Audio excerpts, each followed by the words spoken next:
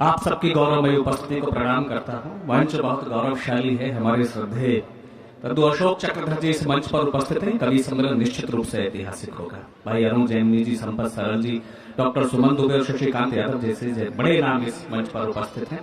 मेरे सामने बहुत महत्वपूर्ण लोग बैठे हैं, अग्रिम पंक्ति से लेकर के दर्शक दीर्घ में पीछे तक। सबकी महनीय उपस्थिति को प्रणाम करता हूँ। और आलोक अग्रवाल जी, भारत भूषण गुप्ता जी, आलोक रंजन जी, तमाम महत्वपूर्ण लोग जिन्होंने कविता की ये शाम सजाई है और उनके सहयोगी, उन सबको बहुत बहुत धन्यवाद संप्रेषित करता हूँ। दोस्तों, राष्ट्र कवि मैथिली शरण गुप्त ने राष्ट्र की वंदना गाते हुए लिखा कि मानस भवन में आर्य जन जिसकी उतारे आरती, भगवान भारतवर्ष में गूंजे हमारी भारती। या अन्याय सहकर मौन रहना यह महादुष्कर्म है, और न्यायार्थ अपने बंधु को भी दंड देना धर्म है। उन कविताओं के प्रणेता राष्ट्र कवि मैथिली शरण गुप्त जी के स्मृति में कवि सम्मेलन आयोजित है। आइए राष्ट्र चेतना के एक मुक्तक से बात प्रारंभ करना चाहता हूँ। एक बार तालियां बजा करके मुझे आकर्षित करें। मैं देखना चाहता हूँ इस देश की मिट्टी की धड़कन और खुशबू आपके दिलों में कितनी बसी हुई है। शशिकांत ने, मेरे छोटे भाई ने जहां से बात शुरू की कि हिंदुस्तान को हजारों साल से विदेशी आक्रांताओं ने और हमारे पड़ोस की जो सीमाएं हैं वो सुरक्षित नहीं, लोगों ने टेढ़ी दृष्टि से यहाँ देखा। लेकिन इस मुल्क के बेटों का हौसला जो सरहद पर खड़े होते हैं या संसद की सुरक्षा में खड़े होते हैं, सीने पर गोलियां खा ले अपना रक्त देते, लेकिन इस तिरंगे को झुकने नहीं देते। उनके सम्मान में चार पंक्तियों के पराक्रम को प्रणाम निवेदित करते हुए पढ़ना चाहता हूँ कि हमारा हौसला फौलाद है ये चुप नहीं सकता। बिल्कुल नई पंक्तियां, पहली बार मेरे मंच के मित्र भी सुनेंगे आप भी, कि हमारा हौसला फौलाद है ये चुप नहीं सकता, हमारा हौसला फौलाद है ये चुप नहीं सकता, विजय पथ पर बढ़ाए हिंद का रथ रुक नहीं सकता, विजय पथ पर बढ़ाए हिंद का रथ रुक नहीं सकता, मचा लो शोर कितना भी, लगा लो जोर कितना भी। और अगली पंक्ति आप तक पहुंच जाए, हिंदुस्तान का एहसास एक क्षण के लिए दिल में जाग जाए, तो आकाश पर तालियां बजा करके सूचित करना, मचा लो शोर कितना भी, लगा लो जोर कितना भी, लहरता शान से नभ में तिरंगा झुक नहीं सकता, लहरता शान से नभ में तिरंगा झुक नहीं सकता। और तिरंगा क्यों नहीं झुक सकता? कि इन लोगों की वजह से ये हिंदुस्तान महफूज है। आज हम यहाँ ये कार्यक्रम आयोजित कर रहे हैं, उन बेटों को सरहद पर जो खड़े होंगे -30 डिग्री के तापमान में, या जैसलमेर की तपती हुई 50 डिग्री की तपती हुई बालू रेत में दुश्मन की ओर अपने बंदूकों की संगीने किए हुए, उनके नाम आपकी तालियां जाएं कि वतन की आन जिंदा है, वतन का मान जिंदा है, वतन की आन जिंदा है, वतन का मान जिंदा है, उन्हीं के शौर्य से माँ भारती का मान जिंदा है, उन्हीं के शौर्य से माँ भारती की शान जिंदा है, लगाकर जान की बाजी खड़े जांबाज सरहद पर, उन्हीं रण बांकुरों के दम पे हिंदुस्तान जिंदा है, उन्हीं रण बांकुरों के दम पे हिंदुस्तान जिंदा है। साहब, बहुत सारे आरोप लगते हैं, देश की पीढ़ियां बदचलन हो गई, लेकिन इतिहास पढ़ना, जंगे आजादी का इतिहास पढ़ना, या आज भी हेमराज सुधाकर के सर कट जाए सरहद पर। कई बार तो आप सोचते हैं कि क्यों शत्रु मुल्क ले गया होगा हेमराज और सुधाकर के सर काट करके, क्या किया होगा पड़ोसी मुल्क ने उनके सरों का। शायद वो दिखाना चाहते होंगे अपने देश की कायर आवाम को और कायर सेना को कि हिंदुस्तानी सैनिकों के सर में ऐसा क्या भरा होता है कि जो कटना तो पसंद करते हैं लेकिन झुक नहीं सकते।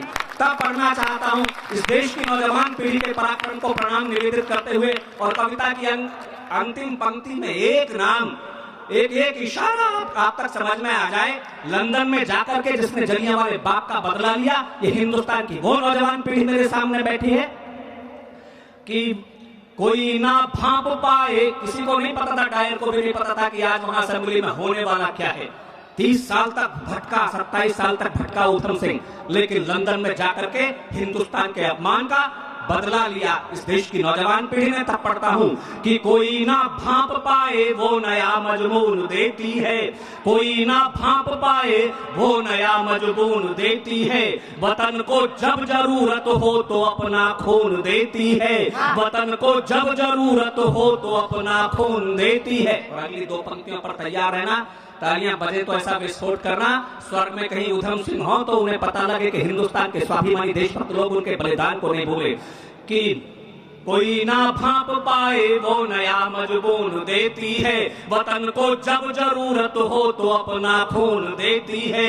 हमारे मुल्क की इस नौजवानी को नमन मेरा, हमारे मुल्क की इस नौजवानी को नमन मेरा, जो डायर को उसी के घर में जाकर भून देती है, जो डायर को उसी के घर में जाकर भून देती है। और हम का साहित्य जोड़ने की बात करता है, कभी तोड़ने की बात नहीं करता। दर्द सरहद के पार का हो या इस मुल्क का दर्द हो, दर्द दर्द होता है। पेशावर में जो घटना घटी, दो मुक्तक आप तक पहुंचाना चाहता हूं। क्या शायद आतंकवाद या दुनिया के इतिहास की घिनौनी घटनाओं में सबसे निकृष्टतम और सबसे जहां दरिंदगी भी शर्मसार हुई होगी ऐसी घटना होगी। एक क्षण के लिए कलेजे पर हाथ रख करके सोचना कि एक भी बच्चा उस स्कूल में, जो वही एक बालक जीवित बचा जो उस दिन गया नहीं था, किसी की करुणा नहीं जागी बच्चों पर हथियार उठाते हुए। मेरी चार पंक्तियां, बच्चे बोल पाते हैं, बच्चों के शव बोल पाते तो वो क्या कहते कि हमें माँ मैं अम्मा और बाबूजी की नजरों का सितारा था। आपकी संवेदनाएं जाग जाएं तो कविता की अंतिम पंक्ति पर मुझे सूचित कर देना कि मैं अम्मा और बाबूजी की नजरों का सितारा था, मैं अम्मा और बाबूजी की नजरों का सितारा था, मैं प्यारा था बहुत उनको, मैं सबका ही दुलारा था, मैं प्यारा था बहुत उनको, मैं सबका ही दुलारा था। बिछी मासूम बच्चों की ये लाशें पूछती हमसे, और अब अपनी संवेदनाओं को, अपने दर्द को तालियों में उड़ेल देना। बिछी मासूम बच्चों की ये लाशें पूछती हमसे, हमें बतलाओ तो हमने किसी का क्या बिगाड़ा था, हमें बतलाओ तो हमने किसी का क्या बिगाड़ा था। और शायद वो ताबूत बोल पाते। मैं आक्रोश का कवि हूं, अपना गुस्सा भी उड़ेलता हूं अगली चार पंक्तियों में। शायद वो ताबूत बोल पाते बच्चों के तो उन्होंने ये कहा होता कि हमें मारा जिन्होंने है उन्हें मत माफ कर देना, हमें मारा जिन्होंने है उन्हें मत माफ कर देना, कोई इंसान बाकी हो तो फिर इंसाफ कर देना, कोई इंसान बाकी हो तो फिर इंसाफ कर देना। जिन्होंने बेरहम होकर कहर बच्चों पे बरपाया, जिन्होंने बेरहम होकर कहर बच्चों पे बरपाया, तुम ऐसे जालिमों को इस जहां से साफ कर देना, तुम ऐसे जालिमों को इस जहां से साफ कर देना। और दोस्तों आइए बैठ जाइए। मैंने कुछ नहीं लिखा। पिछले 20-25 वर्षों से हिंदी के काव्य मंचों पे जब से हूं तब से केवल इस मुल्क के बेटों का दर्द गाया है। एक जानकारी बस मैं ये दे देता हूं कविता की भूमिका में। मैं जिस कॉलेज में पढ़ाता हूं वहां का बालक करगिल के युद्ध में सेना में गया, सीने पर 17 गोलियां लगी लेकिन टाइगर हिल को फतेह करके लौटा। वो देश का जीवित चौथा नागरिक है जिसे परमवीर चक्र जैसा बड़ा सम्मान मिला।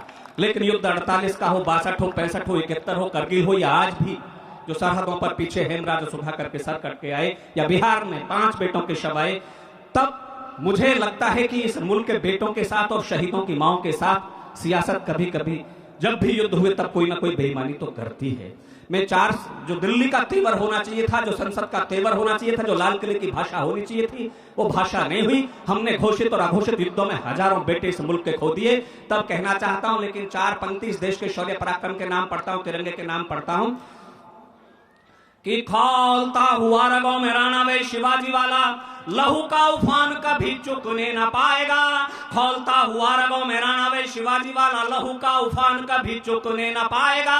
पन्ना धाय हाड़ा रानी का ये बलिदानी देश, कुर्बानी में कलेजा दुखने न पाएगा। तब कहता हूं जब बेटों के शव आए तिरंगे में लिपट करके, पत्रकारों ने माओ से रोने की वजह पूछी तो सीना ठोक करके कह दिया कि मुझसे सौभाग्यशाली कोख किस माँ की होगी। राष्ट्रध्वज का कफन ओढ़ा मेरे लाल ने, मैं तो छोटी माँ हूं, बड़ी माँ तो माता भारती है। बड़ी माँ से ऊंचा नाता जोड़ा मेरे लाल ने। अश्रुधारा बह रही है, गर्व से माँ कह रही है, सैनिक का प्रण नहीं तोड़ा मेरे लाल ने। शत्रु शीश फोड़ दिए, चाहे प्राण छोड़ दिए, हाथ से तिरंगा नहीं छोड़ा मेरे लाल ने। तब उन माओ को सल्यूट करते हुए पढ़ता। इसका थोड़ा सा बेस बढ़ा देना कि खौलता हुआ रगों में राणावे शिवाजी वाला लहू का उफान कभी चुकने न पाएगा। पन्ना धाय हाड़ा रानी का ये बलिदानी देश कुर्बानी में कलेजा दुखने न पाएगा। शेखर सुभाष व शफाक की धरा है यहाँ, क्रांति का प्रवाह कभी रुकने न पाएगा। और अब मुझे सूचित करना कि देश कहां धड़कता है आपके दिलों में, कहां बसता है। तालियां उठें तो आकाश पर तालियां उठा करके मुझे सूचित करना कि शेखर सुभाष व शफाक की धरा है यहाँ, क्रांति का प्रवाह कभी रुकने न पाएगा। 125 करोड़ दिलों में लहरता हुआ ये लाडला तिरंगा कभी झुकने न पाएगा। 125 करोड़ दिलों में लहरता हुआ ये लाडला तिरंगा कभी झुकने न पाएगा। दोस्तों, सरहद से बेटों के शवाए तिरंगे में लिपट करके साथी सैनिक भी आए। उन्होंने बताया बड़े शौर्य पराक्रम के साथ इस मुल्क के बेटे लड़े, आपके बेटे लड़े। उन्होंने कोई गोली दुश्मन की अपनी पीठ पर नहीं खाई। माओ के चेहरे पर ना शिकन ना आंखों में आंसू, लेकिन तिरंगे को हटा करके मां ने बेटे के शव को देखा तो बेटे की पीठ पर गोली का निशान दिखाई दिया। ये कैसा निशान है जो देश को, जो राजनीति को दिखाई नहीं देता, जो इस देश के आवाम को दिखाई नहीं देता, केवल शहीद सैनिकों की माओ को दिखाई देता।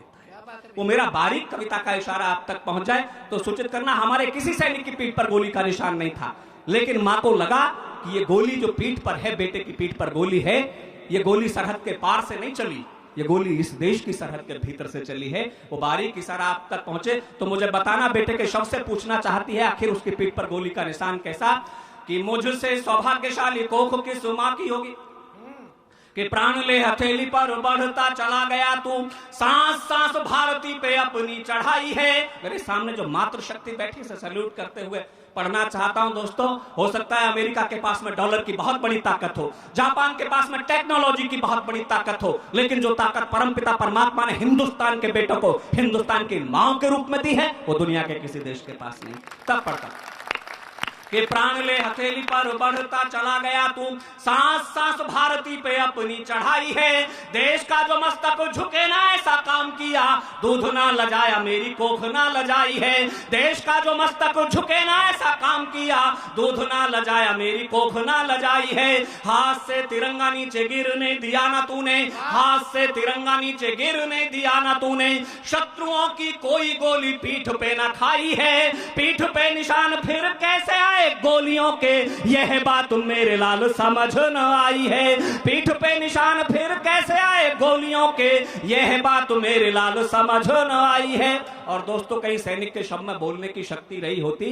मैं तमाम युद्ध विरामों के विरुद्ध क्रुद्ध होकर कविता की 4 पंक्तियां निवेदित करना चाहता हूं, मुल्क से आए हुए उन बेटों के नाम जो बेटे तिरंगे में लिपट करके आए, और वो दर्द आप तक पहुंचे। कविता की अंतिम पंक्ति बारीक इशारा आप तक पहुंचे तो मुझे सूचित करना, सैनिक के शव बोल पाते तो उनकी भाषा ये रही होती कि सिंधु नदी वाला जल सारा लाल लाल हुआ, शत्रुओं के शोणितों की धार वो बहाई थी।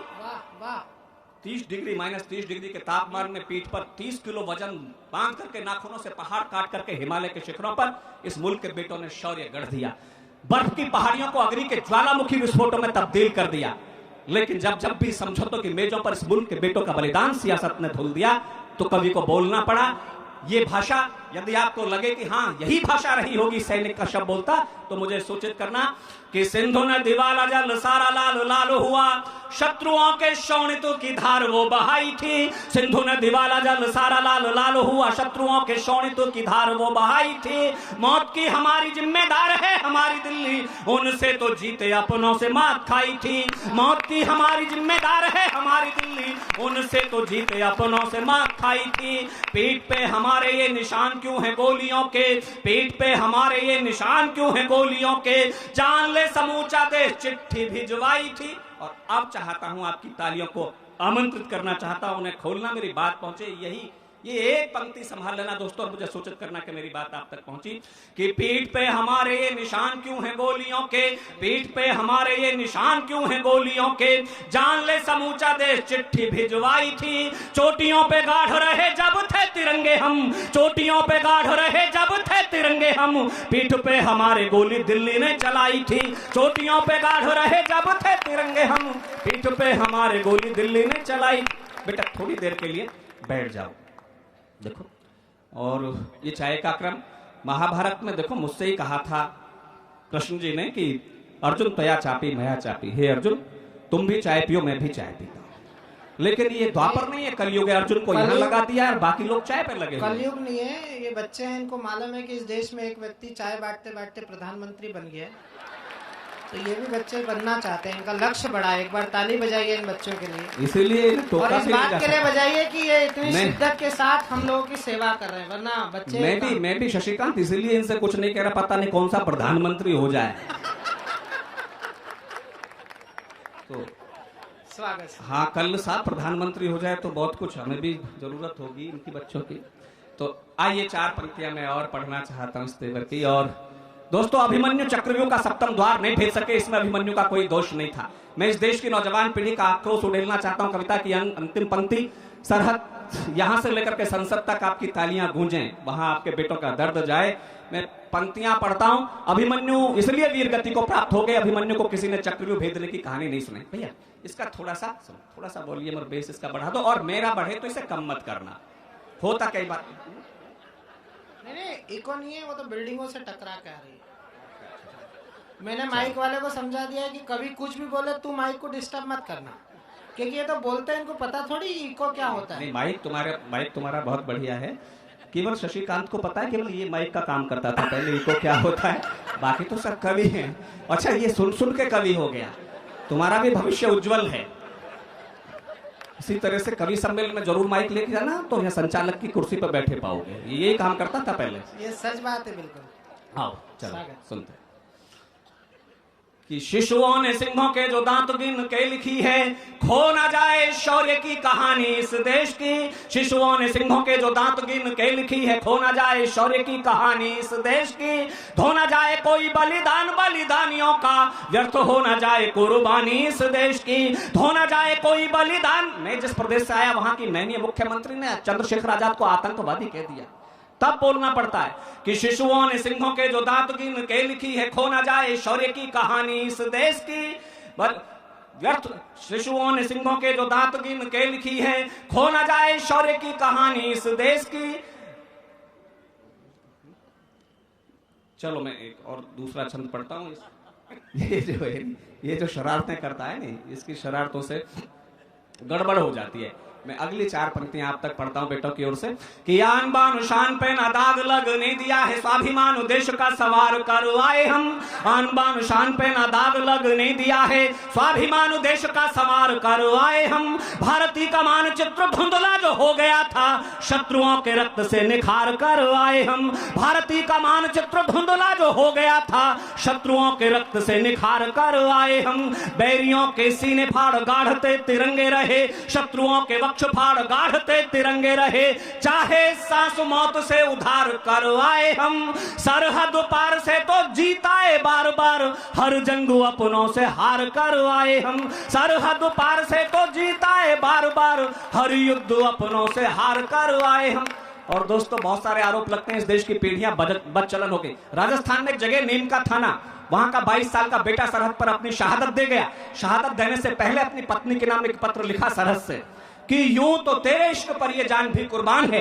आप कहेंगे इसमें क्या खास, क्या नया, क्या विशेष लिख दिया। लेकिन दूसरी पंक्ति जो राजस्थान के बेटे ने लिखी, हिंदुस्तान के बेटे ने लिखी, उसे सुनकर के लगे कि आज भी इस देश की नौजवान पीढ़ी में भगत सिंह, चंद्रशेखर आजाद, अशफाक उल्लाह खां या उधम सिंह के संस्कार धड़कते हैं, तो उसे प्रणाम करना, उसके नाम तालियां उठाना कि यूं तो तेरे इश्क पर ये जान भी कुर्बान है, पर मादरे वतन पर ये इश्क भी कुर्बान है। तब पढ़ना चाहता हूं कि पथभ्रष्ट होने का कलंक जो लगाया गया, हमने वो आत्म बलिदान से मिटा दिया। पथभ्रष्ट होने का कलंक जो लगाया गया, हमने वो आत्म बलिदान से मिटा दिया। देश की सुरक्षा है तो देश की जवानियों ने सीमाओं पे बूंद बूंद रक्त को चढ़ा दिया। देश की सुरक्षा है तो देश की जवानियों ने सीमाओं पे बूंद बूंद रक्त को चढ़ा दिया। गोलियों के आगे निज सीने हम बढ़ाते रहे, संसद को एक भी ना घाव लगने दिया। आप समझौतों वाली मेज पे न जीत पाए, चोटियों पे हमने तिरंगा लहरा दिया। आप समझौतों वाली मेज पे न जीत पाए, चोटियों पे हमने तिरंगा लहरा दिया। और मैं जानता हूं सेना और पुलिस में कौन जाते हैं, कैसे बेटे जाते हैं। बहुत ज्यादा शिष्ट और शालीन और अनुशासित बेटे सेना और पुलिस में नहीं जाते। वो जाते हैं जैसे स्कूल में मास्टर जी परेशान, घर में मम्मी पापा परेशान, पड़ोसी परेशान। वो बेटे जाते हैं सेना में। लेकिन अगली बात कहता हूं दोस्तों, जब वही उद्दंड बेटे इस देश के शौर्य और स्वाभिमान की रक्षा करते हुए सरहदों से तिरंगे में लिपट करके लौटते हैं, तो इस मुल्क को उनको पांव देकर छू करके सल्यूट करना पड़ता है। तब इनके सम्मान में 4 पंक्तियां पढ़ना चाहता हूं सेना के सम्मान में कि इनसे भले ही जब हार में हो भूल चूक, फिर भी ये मस्त जिंदगानी काम आएगी। इनसे भले ही जब हार में हो भूल चूक, फिर भी ये मस्त जिंदगानी काम आएगी। कभी कभी मानी और कभी नहीं मानी वह की है जो इन्होंने मनमानी काम आएगी। कभी कभी मानी और कभी नहीं मानी वह की है जो इन्होंने मनमानी काम आएगी। जब जब कंस शिशुपाल के बढ़ेंगे पाप, जब जब कंस शिशुपाल के बढ़ेंगे पाप, नटखट कृष्ण की कहानी काम आएगी। देश को जरूरत पड़ेगी जब खून की, तो अल्हड़ सी यही नौजवानी काम आएगी। देश को जरूरत पड़ेगी जब खून की, तो अल्हड़ सी यही नौजवानी काम आएगी। अल्हड़ सी यही नौजवानी काम आएगी। पिछले दिनों एक सरहद के पार से एक स्वर गूंजा की बिलावल नाम के एक व्यक्ति ने कहा कि हम कश्मीर को छीन करके पाकिस्तान में मिला लेंगे। हालांकि वो चिंता का विषय इसलिए नहीं है कि कश्मीर को वो इसलिए पाकिस्तान में नहीं मिला सकते, हम कश्मीर को इसलिए नहीं दे सकते। हिंदुस्तान वो देश है दोस्तों जो बस में, ट्रेन में शीशे वाली खिड़की वाली सीट नहीं देता किसी को। कश्मीर कैसे दे देंगे हम? लेकिन साहब मैं तो इस बेटों की ओर से पढ़ना चाहता हूं कि आन बान शान पे ना दाग लगने दिया है, स्वाभिमान देश का संवार कर आए हम। भारतीय का मानचित्र धुंधला जो हो गया था, शत्रुओं के रक्त से निखार कर आए हम। भारतीय का मानचित्र धुंधला जो हो गया था, शत्रुओं के रक्त से निखार कर आए हम। शत्रुओं के रक्त से निखार कर आए हम। जब जब दिल्ली ने भरोसा हम पे किया है, हम शत्रुओं का दंभ झाड़ते चले गए। यहाँ माला जपने के सपने जो देखते थे, उनको उखाड़ते पछाड़ते चले गए। नानी याद करता था पानी मांगता था शत्रु, नानी याद करता था पानी मांगता था शत्रु। जब चाहा पानी सा उतारते चले गए। दुख है तो इतना है जिसे गोलियों से जीता, दिल्ली वाले बोलियों से हारते चले गए। दुख है तो इतना है जिसे गोलियों से जीता, दिल्ली वाले बोलियों से हारते चले गए। और 4 पंक्तियां पढ़ता हूं। इस मुल्क के बेटों के हाथों की हथकड़ियां दिल्ली ने खोली होती, पांव की बेड़ियां खोली होती, 10 घंटे में सरहदों का इतिहास बदल जाता, या आतंकवाद की समस्या खत्म हो जाती। तब इस मुल्क के बेटों की ओर से पढ़ना चाहता हूं कि शत्रुओं ने काश्मीर पाक में मिलाने के जो कल्प चित्र खींचे हैं, समूचे फाड़ आएंगे। शत्रुओं ने काश्मीर पाक में मिलाने के जो कल्प चित्र खींचे हैं, समूचे फाड़ आएंगे। शत्रु दुशासन सा जो छू गया है मां का चीर, उनकी भुजाएं भीम से उखाड़ आएंगे। शत्रु दुशासन सा जो छू गया है मां का भाल, उनकी भुजाएं भीम से उखाड़ आएंगे। सुख से सियालकोट के सियार सो न पाए, सुख से सियालकोट के सियार सो न पाए। सैनिक सपूत सिंह से दहाड़ आएंगे। दिल्ली 10 घंटे की इजाजत तो इन्हें जो दे दे, दिल्ली 10 घंटे की इजाजत तो हमें जो दे दे, इंच इंच पाक में तिरंगे गाढ़ आएंगे। दिल्ली 10 घंटे की इजाजत तो हमें जो दे दे, इंच इंच पाक में तिरंगे गाढ़ आएंगे। और दोस्तों मैं उत्तर प्रदेश से आया हूं। उत्तर प्रदेश हर बात का उत्तर देना जानता है। सन 65 के युद्ध में हमारे पड़ोसी मुल्क को दुनिया की सबसे बड़ी ताकत ने कुछ टैंक दिए थे, घोषणा करके कि अजय टैंक इन्हें कोई तोड़ नहीं सकता। इस मुल्क के बेटे वो सारे के सारे टैंक तोड़ करके लौटे, भले ही तिरंगे में लिपट करके लौटे। उत्तर प्रदेश में छोटी सी जगह है गाजीपुर। गाजीपुर दुनिया के देशभक्त लोगों के लिए, भारत के देशभक्त लोगों के लिए तीर्थ स्थान बन गया एक सैनिक की वजह से। उस सैनिक का नाम था अब्दुल हमीद। अब्दुल हमीद ने वो टैंक तोड़े, उसके साथियों ने वो टैंक तोड़े। वो बेटे भले ही तिरंगे में लिपट करके आए, लेकिन शत्रु के उन अभेद्य टैंकों के परखच्चे उड़ा दिए। कैसे लड़े होंगे? जब उनके शव आए होंगे तिरंगों में लिपट करके, उन टैंक तोड़ने वाले बेटों के शहीद सैनिकों की मां को क्या बताया होगा साथी सैनिकों ने। वो शौर्य पराक्रम की 4 पंक्तियां आपकी झोली में डालना चाहता हूं। और गाजीपुर के 2 ही लोग प्रसिद्ध हुए, एक तो अब्दुल हमीद और दूसरी सुमन दुबे। ये भी गाजीपुर से ही है, ये भी जिंदा शहीद है, देशभक्त। मतलब मेरा कहने 4 पंक्तियां वो आप वो कि शत्रु आए शक्ति के गुमान से भरे हुए जो, शत्रु आए शक्ति के गुमान से भरे हुए जो, सीमाओं पे दंभ उनका निचोड़ दिया है। शत्रु आए शक्ति के गुमान से भरे हुए जो, सीमाओं पे दंभ उनका निचोड़ दिया है। भारतीय सैनिकों ने तोप से अड़ा के सीने मौत के दहानों का भी मुंह मोड़ दिया है। भारतीय सैनिकों ने तोप से अड़ा के सीने मौत के दहानों का भी मुंह मोड़ दिया है। शत्रुओं के मस्तकों को मुट्ठियों में भींच भींच, शत्रुओं के मस्तकों को मुट्ठियों में भींच भींच कच्ची मिट्टी के घड़ों के जैसा फोड़ दिया है। और अब दोस्तों, मेरे खाते की जो तालियां शेष हों या अब्दुल हमीद कहीं हों, उनके साथी जन्नत में स्वर्ग में हो, तो उन्हें सूचित कर देना तालियां बजा करके मुझे विदा करना कि शत्रु आए शक्ति के गुमान से भरे हुए जो, सीमाओं पे दंभ उनका निचोड़ दिया है। भारतीय सैनिकों ने तोप से अड़ा के सीने मौत के दहानों का भी मुंह मोड़ दिया है। शत्रुओं के मस्तकों को मुट्ठियों में भींच भींच कच्ची मिट्टी के घड़ों के जैसा फोड़ दिया है। अम्मा तेरे लाडले ने प्राण छोड़ने से पहले, अम्मा तेरे लाडले ने प्राण छोड़ने से पहले शत्रुओं का आखिरी भी टैंक तोड़ दिया है। अम्मा तेरे लाडले ने प्राण छोड़ने से पहले शत्रुओं का आखिरी भी टैंक तोड़ दिया।